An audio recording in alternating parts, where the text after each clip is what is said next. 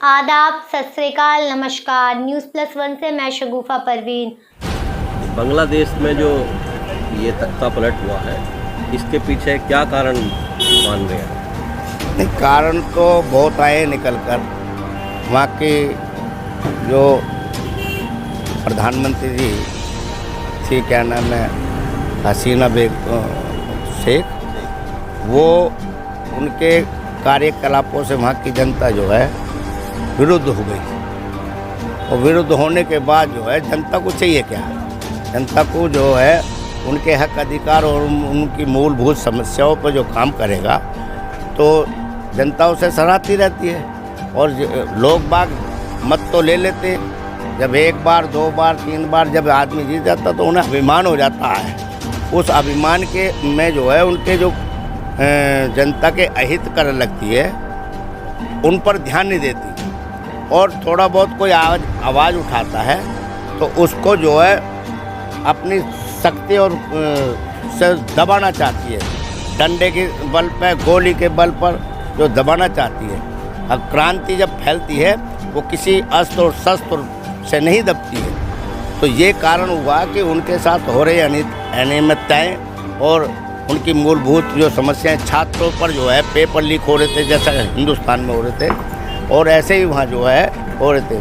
और उसके करने का जो अपनी शक्ति से दबाने की कोशिश की गई। उसका हर्ष ये हुआ कि जब कोई चीज़ विस्फोट होता तो कोई वो रुकता नहीं है, खुद ही अपने जो को झेलना पड़ा है। केंद्र सरकार का क्या रुख रहा है? देखिए, हमें विदेश नीति तो फैल रही है, और विदेश नीति फैल रही है तो हम ये कहते हैं, सरकार से मांग करते हैं कि वहाँ जो नरसंहार मनुष्य और मानवता का हो रहा है उस पर विशेष ध्यान देना चाहिए। और हम हिंदुस्तान से ही नहीं, समस्त देशों से भी हम मांग करते हैं, जो यूएनओ बनी हुई है, कि वहाँ हत्या मानव की हो रही है।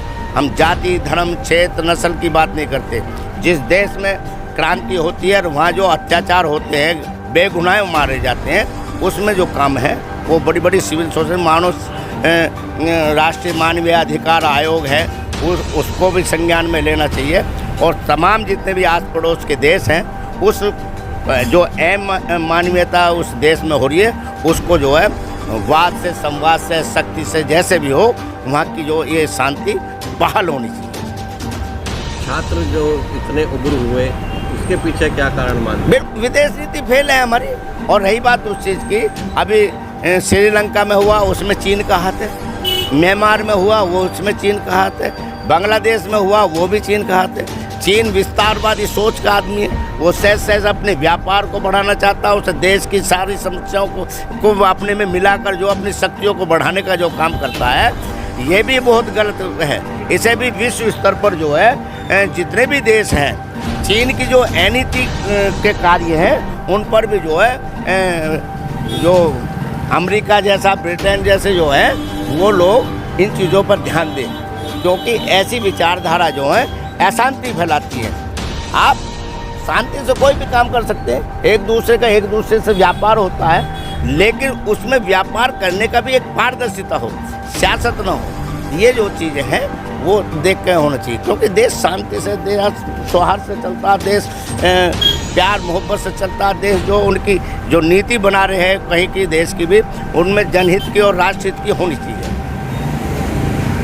अब सरकार का अगला कदम क्या मानते हैं आप बांग्लादेश को लेकर? ये तो सरकार से हम मांग कर रहे हैं, सरकार की नीति क्या है तो ये तो हम नहीं देखते। सरकार की नीति तो शहंशाह आजम बन रहे हैं, इनका तो हम देख रहे हैं। क्योंकि अभी एक हमारी जो देश की बेटी भारत माँ का जो नाम करने जा रही थी, उसके साथ साथ कर रहे ये लोग तो जो है ना, इस तरीके की मानसिकता, ये अपने वर्चस्व के लिए, अपने जो स्वाभिमान के लिए इनकी चोट होती है, ये देश को नहीं देखते। जबकि देश जनमानस से बनता है, वहाँ जो रहने वाले इंसान से बनता है। तो जहाँ भी हो रही है, हम देश से भी कहते हैं देश में सुख शांति रहे, और आस पड़ोस के जो देश है वहाँ भी सुख शांति हो, और एक दूसरे मिलकर एक दूसरे का साथ देने की जो है विचारधारा होनी चाहिए, तभी देश में और विश्व में शांति हो सकती है।